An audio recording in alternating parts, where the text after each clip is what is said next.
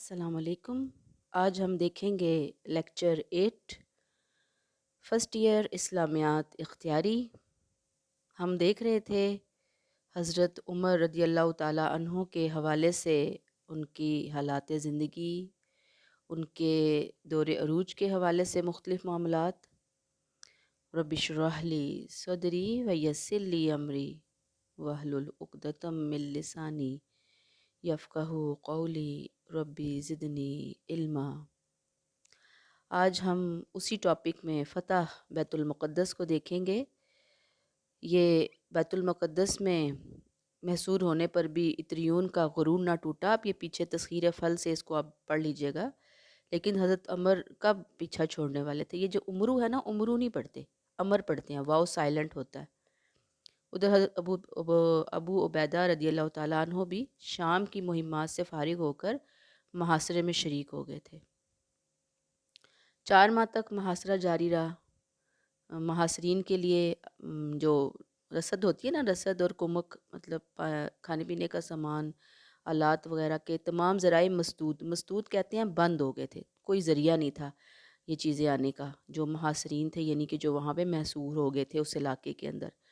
بالآخر رومیوں نے تنگ آ کر صلح کی درخواست کی، اور انہوں نے یہ شرط رکھی کہ حضرت عمر رضی اللہ تعالیٰ عنہ خود تشریف لائیں اور صلح کریں۔ چنانچہ امیر المومنین اپنے پیچھے حضرت علی رضی اللہ تعالیٰ عنہ کو مدینہ میں نائب مقرر کرے اور خود جابیہ کے مقام پر پہنچے، اور تمام سپہ سالاروں اور قائدین لشکر نے آپ کا خیر مقدم کیا۔ یہ تھی امپورٹنٹ بات کہ وہ آئے ہیں۔ انہوں نے کہا کہ رومیوں نے کہ بھئی عمر آئیں گے تو ہم صلح کریں گے، کیونکہ ان کی شہرت ہی بہت زیادہ ہو گئی تھی، ان کے عدل کی، ان کے انصاف کی۔ تو یہ صلح نامہ پھر آپس میں طے ہوا اللہ رحمان الرحیم کے ساتھ۔ یہ امان ہے جو اللہ کے بندے امیر المومنین کی طرف سے ایلیا، بیت المقدس کا ایک نام ہے، ان کے لوگوں کو دی گئی ہے۔ یہ امان ان کی جان، مال، گرجے، صلیب، تندرست، مریض، تمام مذاہب والوں کے لیے ہے۔ اس عہد نامے کے مطابق نہ ان کے گرجوں میں سکونت اختیار کی جائے گی۔ یہ دیکھیں کتنی امپورٹنٹ بات کہ ان کے گرجوں میں کوئی رہے گا نہیں، نہ انہیں گرایا جائے گا، نہ ہی ان کے گرجوں یا ان کے احاطوں کو کوئی نقصان پہنچایا جائے گا۔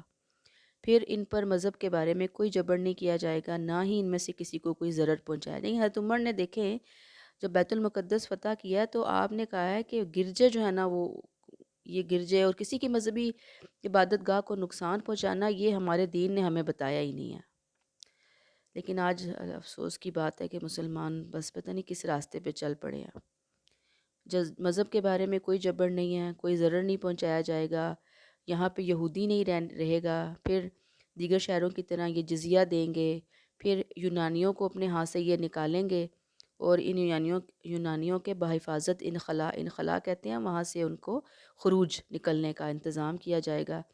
جو یونانی ایلیا میں رہنا چاہتے ہیں انہیں اختیار ہے، وہ رہ سکتے ہیں، لیکن اہل ایلیا کی طرح وہ جزیہ ادا کریں گے۔ اور جو اپنے مال اور جان لے کر یونانیوں کے ساتھ نکل جانا چاہے تو ان کے گرجے بھی اور صلیب بھی محفوظ ہیں، یہاں تک کہ وہ اپنی جائے پناہ تک پہنچ جائیں۔ جو کھیتی باڑی کرنے والے ہیں وہ اگر یہیں رہنا چاہ رہے ہیں، اہل ایلیا کی طرح جزیہ دیں، یعنی جزیہ مین جو ٹیکس ہے جو نان مسلم سے لیا جاتا ہے۔ اور جو یونانیوں کے ساتھ جانا چاہیں گے انہیں جانے کی اجازت ہے، اور جو اپنے گھروں کو واپس آنا چاہیں گے انہیں بھی اجازت ہے، جب تک کہ فصلوں کی کٹائی نہ کر لیں، ان سے کچھ نہیں لیا جائے گا۔ بہرحال حضرت عمر نے یہ جو فیصلہ تھا اپنی مہر سب کی، یعنی کہ سٹیمپ لگائی، اور پھر یہ مختلف لوگ ہیں ان کی بطور گواہ دستخط لیے تھے، انہوں نے یہ انڈر لائن دیکھ کر لیجئے گا۔ اس کے بعد بیت المقدس کی طرف تشریف لے گئے، مسجد اقصیٰ میں شکر ادا کیا، اور پھر عیسائیوں کے گرجے کی سیر کی تھی۔ تو یہ صلح نامہ بہت اہم ہے۔ مفتوحہ ملک کی غیر مسلم ریت کے شہری سول اور مذہبی حقوق کا بڑا منصفانہ تعین کیا گیا۔ یہ یہاں تک بس کافی ہے اس کو، ٹھیک ہے جی۔ اور پھر اس کے بعد شہادت عمر ہم نے کہا تھا ہم لیں گے۔ حضرت عمر رضی اللہ تعالیٰ عنہ کی شہادت ایک فارسی غلام فیروز نامی کے ہاتھوں ہوئی تھی۔ فیروز جو ہے حضرت مغیرہ رضی اللہ تعالیٰ عنہ بن شعبہ کا غلام تھا۔ کنیت جو ہے ابو لولو تھی، اس کو انڈر لائن کریں گے، اس کی کنیت کیا تھی جس نے حضرت عمر کو شہید کیا۔ مذہباً مجوسی تھا، رومیوں کے پاس اسیر یعنی قیدی ہو کر آیا، وہاں سے مسلمانوں کے ساتھ آیا۔ اس نے حضرت عمر سے شکایت کی کہ میرے آقا مجھ سے محصول لیتے ہیں۔ محصول مین ٹیکس۔ آپ نے مقدار پوچھی تو اس نے 2 درہم بتائی، یعنی انتہائی تھوڑے۔ پوچھا کیا کام کرتے ہو؟ اس نے کہا کہ نجاری، آہن گر اور نقاشی، یعنی اپنے جو اس نے شعبے بتائے، وہ بڑے امپورٹنٹ شعبے تھے، لوہے کا کام ہے، نقش و نگار ہے، یہ وہ۔ تو عمر نے کہا کہ تمہارے پیشے کے لحاظ سے یہ رقم زیادہ نہیں۔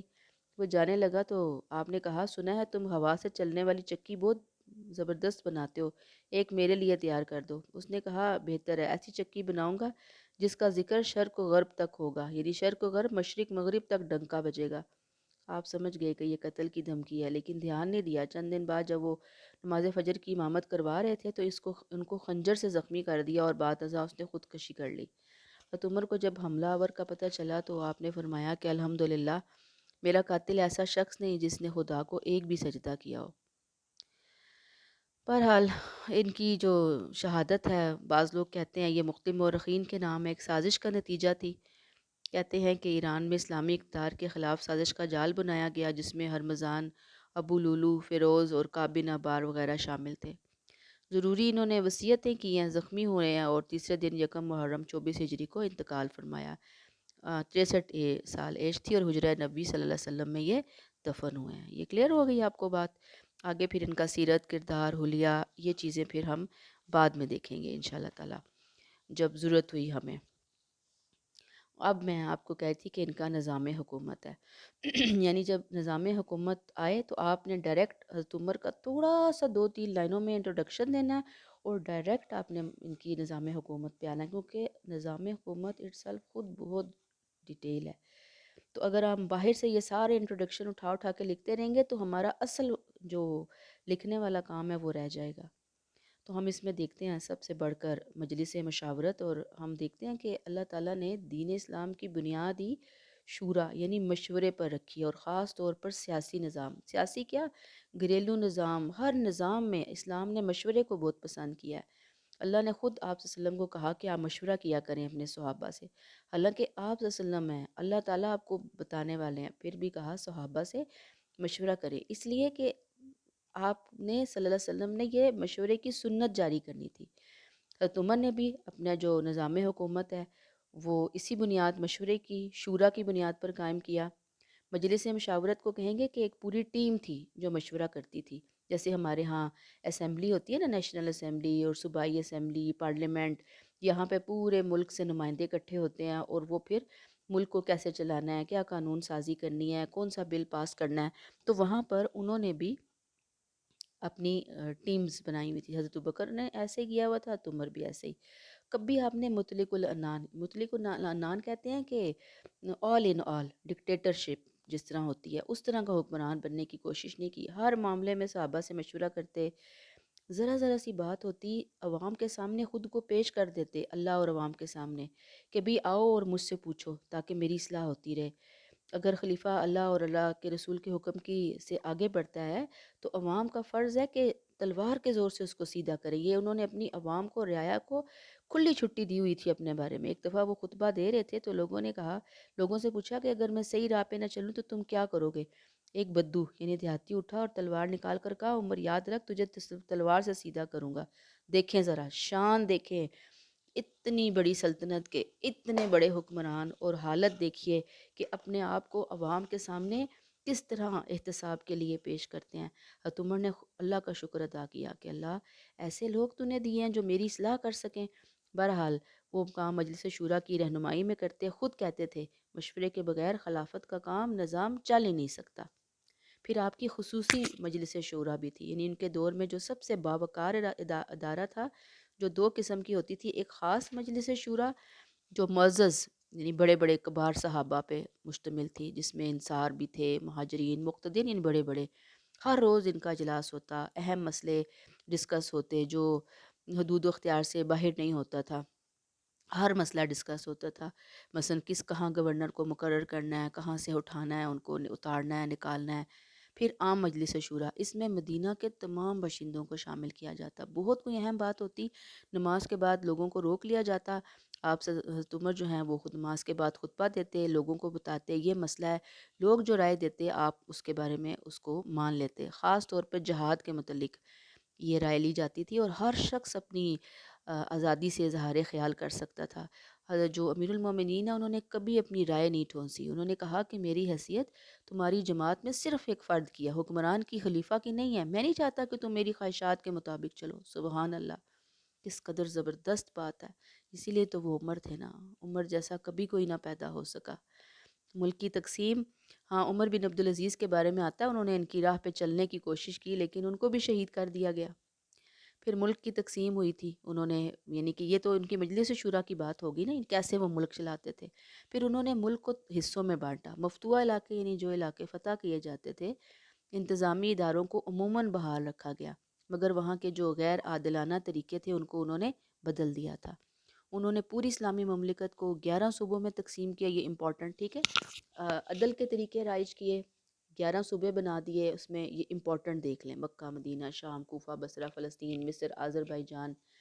عہدیدار یعنی ہر صوبے کے اندر جو اہم عہدے ہوتے تھے: والی، گورنر، کاتب، سیکرٹری، کاتب دیوان، اکاؤنٹنٹ جنرل، صاحب الخراج، ناظم مالیات یعنی اکاؤنٹس کو دیکھنے والا، احداث یعنی پولیس، قاضی۔ یہ بڑے امپورٹنٹ، ہر صوبے میں یہ لازمی لوگ ہوتے تھے۔ یہ ملک کی تقسیم تھی۔ پھر افسروں کا تقرر بھی بہت سوچ سمجھ کے کرتے تھے۔ جب بھی کسی کو مقرر کرتے اس کے لیے ایک پروانہ یعنی حکم نامہ جاری کرتے، اس کو وہاں پہ لکھ کر بتاتے یہ تمہارے اختیارات ہیں، یہ تمہارے فرائض ہیں، اور جاؤ جا کر اپنی جو جہاں پہ تمہیں اپوائنٹ کیا جا رہا ہے یعنی جس علاقے میں، وہاں لوگوں کو پڑھ کر سناؤ۔ ہر عہدیدار سے قسم لی جاتی تھی، کیا؟ ترکی گھوڑے پر سوار نہ ہوگا۔ یہ ترکی کے مشہور بڑے اعلیٰ قسم کے گھوڑے تھے، یہ اعلیٰ قسم کی جو خدم حشم ہے نا، جو لوگوں کی فوج ہوتی ہے، خادموں کی فوج، غلاموں کی فوج، یہ نہیں ہوگی تمہارے ساتھ۔ چھنا ہوا آٹا یعنی موٹا آٹا مین یہ کہ جسم لذت کا شکار نہ ہو جائے۔ باریک آٹا نہیں کھانا، باریک کپڑے نہیں پہننے، دروازے پر دربان یعنی سیکیورٹی گارڈ نہیں ہوگا، جو چاہے جب چاہے آپ کے پاس آ جائے۔ پھر جب کوئی مقرر کرتے تھے نا تو اس کو اس کی جائیداد کی ایک پوری لسٹ بناتے تھے۔ جب وہ عہدہ چھوڑتا تھا تو اس کی لسٹ چیک کی جاتی تھی، ذرا بھی کوئی مال زائد ہوتا تھا وہ ضبط کر لیا جاتا تھا۔ دیکھیں ذرا، آج ہم باتیں کرتے ہیں اسلامی ریاست، مدینہ کی ریاست، فلاں ریاست، پاکستان اسلام کا قلعہ گڑھ، کہاں ہے اسلام کا قلعہ اور گڑھ؟ یہ ہوتا ہے اسلام جو یہاں پہ ہم پڑھ رہے ہیں۔ ہر سال حج کے موقع پہ گورنرز جو ہیں مکہ حاضر لازمی ہوتے ہیں، ان کی حاضری ضروری تھی، وہاں پر ان کا محاسبہ کیا جاتا تھا۔ ان کا محاسبہ یعنی لوگوں کو کہا جاتا تھا حج کے موقع پہ کچہری لگے گی، جس کے خلاف، گورنر کے خلاف، جس عہدیدار کے خلاف کوئی شکایت ہے آ کے کرو۔ اگر کسی نے ظلم زیادتی کی ہوگی اس کو واقعی سزا دی جاتی تھی، اور اس کے لیے کمیشن بنایا ہوا تھا جو تحقیق کرتا تھا۔ اتنا سخت محاسبہ ہوتا تھا کہ صوبے کے گورنر خوفزدہ رہتے تھے کہ آپ کی سخت باز پرس سے کوئی نہیں بچ سکتا تھا۔ ایاز بن غنیم ہیں، وہ قیمتی لباس پہنا، ان کی شکایت لگی، ان کو سزا دی گئی۔ سعد بن نبی وقاص کے مکان کی دیوڑی گرائی گئی۔ حضرت خالد بن ولید جیسے جرنیل کو معزول کیا، یعنی ان کو سسپینڈ کر دیا۔ حضرت امیر معاویہ جیسے گورنر آپ سے کانپتے تھے۔ یہ آپ کا افسروں کا تقرر اور محاسبہ تھا، یعنی کہ ان کو لگاتے بھی تھے اور ان کو چیک اینڈ بیلنس رکھتے تھے۔ پھر عدلیہ کو انتظامیہ سے الگ کیا تاکہ عدلیہ جو ہے یعنی کہ جوڈیشری جو ہے اس کے تقاضے بطریق احسن پورے ہوں، اور انتظامیہ عدلیہ پر قطع یعنی سیاست کو، پالیٹکس کو بالکل الگ کر دیا گیا تھا۔ پھر عمر فاروق نے عدلیہ کا وقار بلند کرنے کے لیے ایسے معزز افراد منصب قضاء یعنی ججز بنائے جو دیانتدار، پرہیزگار، امانت دیانت میں بے مثال ہوتے تھے۔ بہت زیادہ تنخواہیں مقرر کی آپ نے ججز کی کہ وہ رشوت نہ لیں اور بڑے بڑے لوگوں سے متاثر نہ ہوں۔ پھر آپ نے عدالتوں کی رہنمائی کے لیے خود SOPs بنائے، یعنی قواعد وضع کیے تاکہ کسی فریق کے ساتھ بے انصافی نہ ہو۔ مقدمات عموماً مسجدوں میں پیش ہوتے تھے۔ غیر مسلموں کی اپنی عدالتیں تھیں، کوئی منع نہیں تھا ان کو، انصاف کے حصول کے لیے کوئی فیس یا خرچہ نہیں ہوتا تھا۔ مقدمات کچہریاں جو ہیں وہ مسجدیں ہی ہوتی تھیں، لوگ فری میں جاتے اپنے معاملات جو ہیں وہ فیصلے کروا کے آتے تھے۔ کتنا خوبصورت نظام تھا۔ پھر محکمہ پولیس اور جیل تھا، جرائم کے انسداد، یہ جرائم کو ختم کرنے کے لیے، امن و امان کے قیام کے لیے پولیس کا مستقل الگ محکمہ یعنی شرطہ، پولیس کے محکمے کو وہاں شرطہ، آج بھی آپ سعودیہ میں جائیں تو پولیس کو شرطہ بولا جاتا ہے۔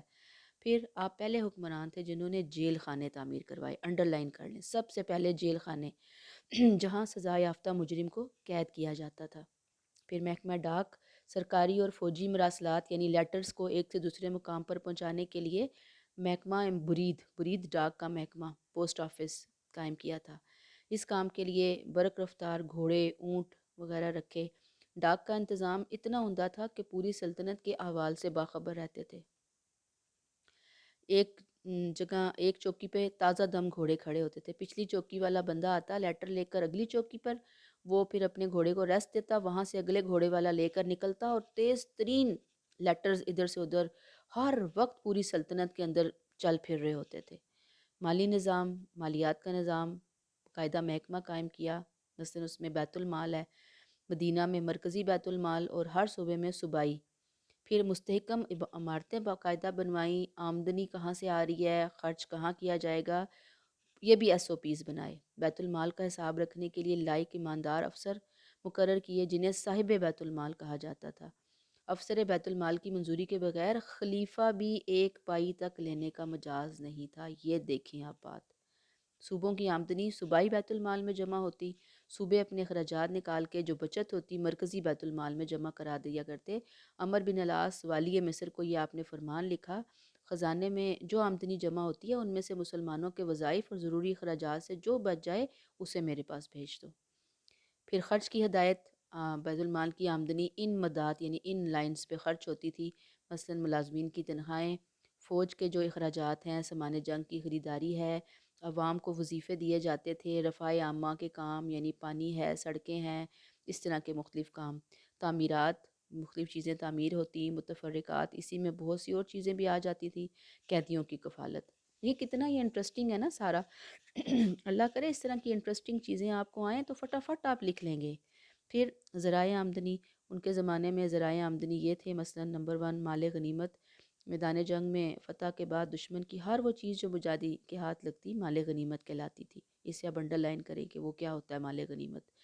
اس کا 5واں حصہ بیت المال میں جمع ہوتا تھا اور باقی سب مجاہدین میں تقسیم۔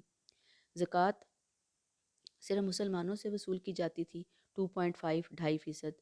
آپ نے گھوڑوں پر بھی زکوٰۃ مقرر کر دی کیونکہ یہ سامان تجارت بن گئے تھے۔ زکوٰۃ امیروں اور دولت مندوں سے وصول کر کے غریبوں اور محتاجوں پر صرف کی جاتی تھی۔ پھر خراج، اب یہ مال غنیمت، خراج، یہ پکے پانی آپ کو یاد ہونے چاہیے۔ وہ مالیہ زمین کی جو پیسہ تھا غیر مسلموں سے لیا جاتا تھا۔ زمین کی کیا نوعیت ہے، اس کی کیا حیثیت ہے، کتنی زرخیز ہے، کس جگہ پہ ہے، خراج کی شرح یعنی کتنا ٹیکس لیا جائے گا۔ حضرت عمر نے خراج کی وصولی کے بارے میں خاص ہدایت دی تھی۔ آپ نے مال افسروں کو ہدایت کی تھی کہ جب مال وصول کرنے جائیں تو نرمی انصاف سے کام لیں، کسی کاشتکار پر ظلم نہ ہو۔ اتنی احتیاط برتی جاتی کہ ہر علاقے کے لوگوں سے شہادت لی جاتی تھی، یعنی لوگوں کو بلا کے پوچھا جاتا تھا کہ کوئی ہمارا کلیکٹر جو ہے مال اکٹھا کرنے والا افسر وہ کوئی ظلم زیادتی تو نہیں کر رہا۔ پھر آگے دیکھیے عشر، یہ بھی بڑی امپورٹنٹ، یہ اب سارے جو ہے نا چونکہ ہم مال غنیمت اور بیت المال کے حوالے سے چیزیں پڑھ رہے ہیں، ذرائع آمدنی، یہ اب آپ کو ایک ایک چیز کو رٹا لگانا ہے کہ خراج کیا ہوتا ہے، عشر کیا ہوتا ہے۔ یہ عشر وہ لگان بین جو زمین کا ٹیکس ہے، اراضی، زمین ہے اراضی، مسلمانوں سے لیا جاتا کل پیداوار کا 10واں حصہ یعنی عشر ہوتا۔ جیسے پہلا عشرہ، دوسرا عشرہ، تیسرا عشرہ رمضان کا ہوتا ہے نا، تو یہ عشر ہے 10۔ پھر فے، خالصہ اراضی یعنی سرکاری زمینوں کی آمدنی، یہ جتنی بھی کمائی ہوتی بیت المال میں آتی تھی۔ عشور، سرمائے کا 10واں حصہ، یہ غیر ملکی تاجروں سے وصول کیا جاتا تھا، کیونکہ جب مسلمان تاجر غیر ملکوں میں تجارتی سامان لے کے جاتے وہاں کی حکومتیں 10% ٹیکس ان سے وصول کرتی، تو جب وہاں سے تاجر آتے تو پھر ان سے بھی لیا جاتا، بعد میں مقامی تاجروں سے بھی لیا جانے لگا، ذمیوں سے 5% اور مسلمانوں سے 2.5%۔ جزیہ، غیر مسلموں سے ان کی جان اور مال کی حفاظت کے بدلے کچھ رقم بطور جزیہ وصول کی جاتی، جو تقریباً 4 دینار کے قریب۔ جو فوجی خدمات میں پارٹیسپیٹ کرتے تھے ان سے جزیہ وصول نہیں کیا جاتا تھا، ٹھیک ہے نا۔ تو اب اس میں جو چیز آپ کو کنفیوز کرے گی وہ جزیہ اور مال غنیمت ہے، کیونکہ غیر مسلموں سے ہی لیا جا رہا ہے نا، اس کو اب رٹا لگا لیں گے، باقی چیزیں آسان ہیں۔ پھر آپ نے اپنی وفات کے وقت نصیحت کی تھی کہ میں اپنے جانشین کو وصیت کرتا ہوں کہ اہل ذمہ سے جو وعدہ کیا جائے، اہل ذمہ یہ جو نان مسلمز وغیرہ ہیں، ان کی حفاظت کی جائے، انہیں دشمنوں سے بچایا جائے، ان کی استطاعت سے زیادہ ان پر بوجھ نہ ڈالا جائے، یعنی وہ غیر مسلم جو مسلمان علاقوں میں ان کے شہری بن کر رہنا پسند کرتے ہیں، وہ وہاں سے مائگریٹ نہیں کرتے۔ فوجی نظام انہوں نے ولید بن ہشام کے مشورے سے 12 ہجری میں فوج کا ایک الگ اور منظم محکمہ قائم کیا تھا۔ یہ محکمہ فوجیوں کی بھرتی، تنخواہ، رسد اور متفرق ضروریات کا بندوبست کرتا تھا۔ اس میں فوج کی 2 اقسام تھیں، باقاعدہ فوج تھی اور رضاکار۔ باقاعدہ فوج ہر وقت جنگی خدمات کے لیے تیار رہتی تھی۔ فوج جو بوقت ضرورت ہنگامی بنیاد پر اکٹھی کی جاتی تھی، ہنگامی ضرورت ختم ہونے کے بعد یہ رضاکار اپنے سابقہ مشاغل میں واپس چلے جاتے تھے۔ انہیں باقاعدہ فوج بھی ہوتی تھی اور ہنگامی ضرورت پہ ایمرجنسی نافذ ہو گئی ہے، اکٹھی ہوئی، ضرورت ختم ہوئی، یہ واپس اپنے اپنے کاموں میں لگ گئے۔ تنخواہ تھی اس کو دی جاتی تھی، رجسٹر تھا، تنخواہ کا گریڈ، مدت ملازمت کیا ہے۔ سپاہی کی تنخواہ 200 سے 300 درہم سالانہ تھی، افسروں کی سالانہ تنخواہ 7,000 تھی۔ یعنی یہ انہوں نے سارے محکمے بنائے اور رضاکار بھی ایسے ہی ہوتے تھے کہ رضاکار تو واپس چلے جاتے تھے اور جو باقی فوج تھی وہ وہاں پر موجود رہتی تھی۔ رضاکار مین والنٹیئرس۔ پھر فوج کو سہولتیں بھی دی تھی، آرام، آرائش، خوراک۔ آپ کا حکم تھا کسی فوجی کو گھر سے دور رہنے کے لیے مجبور نہ کیا جائے، خط و کتابت کی سہولت دی جائے۔ فوجیوں کی گھریلو ضرورت کا پورا کرنا حکومت کا کام ہے۔ فوجیوں کو جمعے کے روز عام تعطیل چھٹی بوقت ضرورت اتفاقی یعنی کیجول لیو اگر چاہیے وہ ملے گی۔ 4 ماہ بعد چند دنوں کی چھٹی دی جائے تاکہ وہ اپنے گھر والوں کو ملیں۔ ہر سپاہی کو ماہانہ راشن جس میں غلہ، روغن زیتون، سرکہ وغیرہ۔ فوجیوں کے بچوں بیویوں کو بھی وظائف میں دیکھیں اس قدر سہولتیں کہ بندہ سوچ نہیں سکتا۔ پھر فوجی چھاونیاں بنائی تھیں سرحدوں کی حفاظت، اندرونی شورشوں یعنی اندر جو فتنے اٹھتے ہیں ملک کے اندر، فوجی چھاونیاں جنہیں جند کہا جاتا تھا۔ یہ چھاونیاں اب ان علاقوں میں تھی، نام ہائی لائٹ کر لیں: فسطاط، مصر، موصل، بصرہ، دمشق، اردن، کوفہ، مدینہ۔ فوجی ساز و سامان، ضروری کاغذات اور رسد کے ذخیرے ہوتے، ان سے ملحقہ یعنی ساتھ چراگاہیں بھی ہوتی تھیں۔ نظم و ضبط بہت سخت تھے۔ آپ امیر کی بات ماننے کی خصوصی تاکید کرتے۔ فوج کی نگرانی، نقل و حرکت کے لیے آپ نے خبر رسانی، جاسوسی کا باقاعدہ محکمہ قائم کیا تھا۔ پرچہ نویس حالات حاضرہ سے آپ کو باخبر رکھتے تھے۔ نتیجہ یہ ہوتا کہ مدینے میں بیٹھ کر دور دراز علاقوں میں فوج کی کمانڈ خود کرتے تھے۔ اتنی زبردست آپ نے سسٹم بنایا ہوا تھا۔ پھر ہتھیار، ہر فوجی کو جنگی ہتھیار کی ٹریننگ دی جاتی تھی۔ عام ہتھیار تھے نیزہ، تلوار، کمان، ڈھال، زرہ، بختر بند، قلعوں کو توڑنے، سنگ باری کے لیے منجنیق۔ فوج جو ہے متعدد درجوں میں ہوتی تھی، پیدل، سوار، میمنہ، میسرہ، کلب، ہراول۔ یہ میمنہ میسرہ جو ہے نا وہ رائٹ پہ ہوگی، وہ لیفٹ پہ ہوگی، وہ سامنے ہوگی، وہ پیچھے ہوگی، اس طرح کے۔ ذمی، اہل اسلامی مملکت کے وہ باشندے جنہوں نے اسلام قبول نہیں کیا اور ان کی جان مال دیگر حقوق کا تحفظ اسلامی حکومت کے ذمہ تھا۔ یہ اسلامی حکومت نے اپنے اوپر لی ہوئی تھی ذمہ داری۔ حکومت کی رواداری اور عدل و مساوات کے پرکھنے کا معیار غیر مذہب رعایا کے ساتھ اس کا رویہ اور طرز عمل ہے، نیز یہ کہ حکومت انہیں کیا حقوق و مراعات دیتی ہے۔ اسلام سے قبل رومی اور ایرانی حکومتوں کے تحت غیر قومیں غلاموں سے بھی بدتر زندگی بسر کرتی تھی نا، لیکن فاروق اعظم کے عہد میں ذمیوں کو فیاضانہ مراحت یعنی بہت فیسیلیٹیٹ کیا گیا، جن کا مختصر درجہ آ گیا، یعنی کہ نان مسلم سے جب ہمارے جیسے مسلمان پاکستان ہے، کنٹری ہے، تو یہاں پہ جو کرسچنز رہتے ہیں، ہندو رہتے ہیں اور یہود رہتے ہیں، سکھ رہتے ہیں اور کوئی اور مذہب کا باشندہ رہتا ہے، ایسے ہی ہر اسلامی مملکت میں رہے ہیں، تو انہوں نے بڑے اچھے طریقے سے ان کے ساتھ ٹریٹ کیا۔ اب مثلا کیا کیا ان کو حقوق دیے گئے؟ بنیادی حقوق، مفتوحہ قوم کے جان، مال، عزت اور مذہب کے بنیادی حقوق محفوظ کر دیے گئے تھے۔ مفتوحہ قوم یعنی جن علاقوں کو مسلمان فتح کرتے وہاں پہ ان کو پوری گارنٹی دی جاتی کہ یہ چیزیں آپ کی مسلمانوں سے محفوظ ہیں، جان بھی، مال بھی، عزت بھی، مذہب بھی۔ جب بیت المقدس کے عیسائیوں سے معاہدہ ہوا ہے تو اس میں کیا تھا انہوں نے کہ یہ وہ امان ہے جو اللہ تعالیٰ کے غلام امیر المومنین نے اہل بیت المقدس کو دی۔ یہ امان جان، مال، گرجا، صلیب، تندرست، بیمار، ان کے تمام اہل مذہب کے لیے ہے۔ یہ اب آپ پیچھے پڑھ آئے ہیں۔ حت عمر جو ہیں اپنے عمال جو ان کے ذمہ دار لوگ ہوتے تھے، ان معاہدوں کی پابندی کی تاکید کیا کرتے تھے۔ حضرت عبیدہ بن جراح کو جو فاتح شام تھے ان کو لکھا کہ مسلمانوں کو ذمیوں پر ظلم کرنے، ان کو نقصان پہنچانے، ان کا مال کھانے سے روکو اور جو شرائط ان ذمیوں سے طے ہوئی ہیں ان کی پابندی کرو۔ یہ بنیادی انسانی حقوق دیکھیں جو ان کو دیے گئے تھے۔ مذہبی آزادی، یہ حسن سلوک کا نتیجہ تھا کہ اہل ذمہ آپ کے دور میں بکثرت مشربہ اسلام ہوئے۔ تبدیلی مذہب میں کوئی جبر و اکراه، زبردستی نہیں تھی۔ ایک دفعہ تمہوں نے اپنے عیسائی غلام کو اسلام کی تلقین کی لیکن اس نے اسلام قبول کرنے سے انکار کر دیا آپ نے کہا لا اکراہ فی الدین، دین میں کوئی زبردستی نہیں، پھر آپ نے اسے آزاد کر دیا۔ پھر تحفظ جان، ذمیوں کو معاشرتی عدل کے معاملے میں مسلمانوں کے برابر حقوق حاصل تھے۔ ایک مرتبہ قبیلہ بکر بن وائل کے ایک آدمی نے ہیرا کے ایک عیسائی کو قتل کیا تو آپ نے قاتل کو مقتول کے ورثہ کے حوالے کیا اور انہوں نے اسے قتل کر دیا۔ یہ دیکھیں ذرا، تحفظ مال، ان کی جان، املاک کو، پراپرٹی کو نقصان پہنچانا جایا مسلمان کوئی پہنچاتا تو مسلمان سے معاوضہ لے کر اس کو دیا جاتا تھا۔ ایک مرتبہ فوج نے شام کی ایک ذمی کی زراعت کھیت برباد کر دیے تو اس نے شکایت کی ہے عمر سے، آپ نے اس ذمی کو بیت المال سے 10,000 کا معاوضہ جو ہے وہ دلوایا تھا۔ پھر بیت المال سے امداد بھی کی جاتی تھی اگر غریب ہوتے تھے نا، یہ ذمی حاجت مند ہوتے تھے۔ ایک دفعہ آپ حجابیہ کے مقام پر چند کوڑی عیسائیوں کے پاس سے گزرے تو آپ نے کہا بیت المال سے ان کو دو۔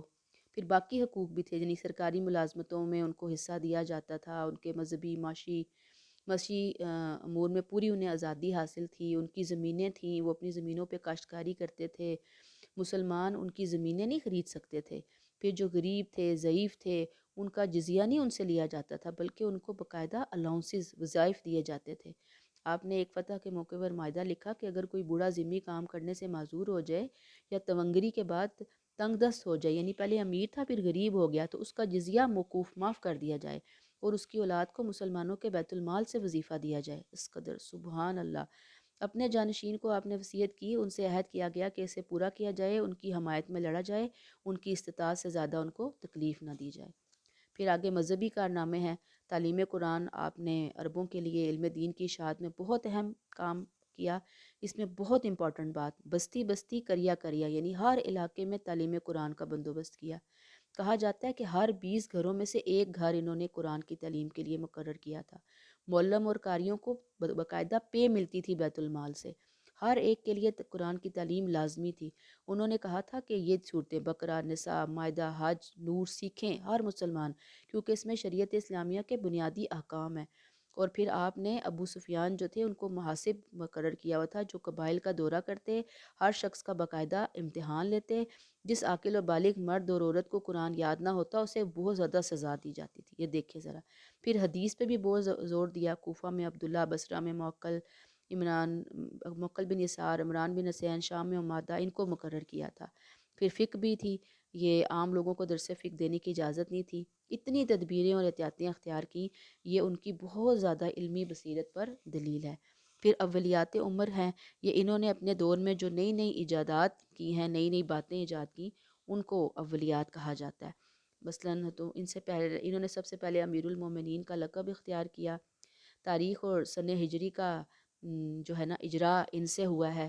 تاریخ اور سن ہجری یعنی ہجری کب ہوگی نا، یعنی کہ کہاں سے شروع ہوگا۔ انتظامیہ کو عدلیہ سے الگ، گورنر، قاضی، افسر خزانہ کے عہدے، فجر کی اذان میں الصلاۃ خیر من النوم، تمام تراویح کی باجماعت نماز قائم کی، شراب کی حد 80 کوڑے، راتوں کو گشت کرتے رعایا کے احوال سے آگاہی کو اپنا معمول بنایا، اور شور یعنی مال تجارت پر 10% محصول۔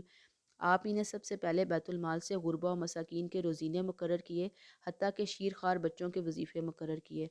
پولیس اور جیل خانے کا محکمہ قائم کیا۔ پھر آپ نے سب سے پہلے سکہ سازی کا کام کروایا اور درہم جاری کیے، جن میں بعض سکوں پر الحمدللہ اور بعض پر محمد رسول صلی اللہ علیہ وسلم کے کلمات لکھوائے تھے۔ یہ 10 سال ان کا ٹائم ڈیوریشن تھا۔ اسلامی سلطنت کی بنیادیں اتنی مضبوط کر دیں، اعلیٰ انتظامی قابلیت، حسن تدبر، مومنوں کی فراست، وسیع فتوحات سے آئینہ والی نسلوں کی راہ اور منزل ہی بدل دی، تاریخ میں ان منٹ نقوش چھوڑے۔ لاریب فاروق اعظم کی شخصیت اس بات کی مستحق ہے کہ ہم ان کے کارناموں پر فخر اور انبساط خوشی کا اظہار کریں، اور ہر مسلمان حکمران ان کے نقش قدم پر گامزن ہو۔ اللہ کرے کہ ہو، بس شیطان ہمیں آنے نہیں دیتا اصل میں ان چیزوں کی طرف۔ تو اللہ تعالی ہمارا حامی و ناصر ہو اور ہماری اصلاح فرمائے۔ بہت انٹرسٹنگ ہیں یہ چیزیں، لیکن انٹرسٹنگ ان کے لیے بنے گی جو کیا کریں گے، جو اس معاملے میں تھوڑی سی محنت کریں گے۔ تو پلیز محنت کیجئے، بار بار آپ کو یہی بات کہی جا رہی ہے، سمجھایا جا رہا ہے۔ اگر محنت نہیں کریں گے تو پھر فائدہ نہیں ہوگا۔ یہاں پہ روک لیتے ہیں۔ السلام علیکم ورحمۃ اللہ وبرکاتہ۔